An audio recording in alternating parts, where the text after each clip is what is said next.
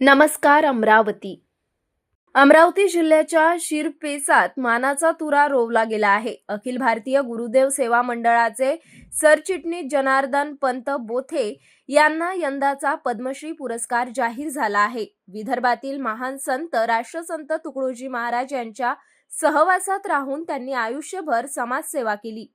तुकडोजी महाराजांचे छायाचित्रकार म्हणूनही त्यांनी मोठे कार्य केले आहे.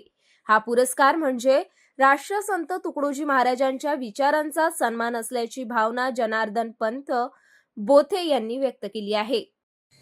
हा पुरस्कार तर खरं म्हणजे राष्ट्रसंत तुकडोजी महाराजांच्या कार्याचा हा सन्मान आहे, प्रस्ताव आहे. राष्ट्रसंत तुकडोजी महाराजांचं कार्य देशभरात नाही जगभरात होतं आणि त्या कार्यामध्ये आम्ही सगळे प्रचारक मंडळी जेवढी सेवा मंडळाची होती ती सगळी त्या प्रचारकाच्या हा सगळ्यांचा सन्मान आहे असं मी आजच्या घडीला समजतो.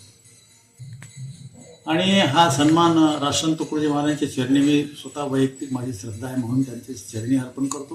परंतु हा सन्मान जे राष्ट्रसंतांचं कार्य करतात, जे प्रचारक मंडळी हजारो लाखो भारतामध्ये, त्यांच्यासाठी हा सन्मान आहे. त्यामध्ये मी एक आहे.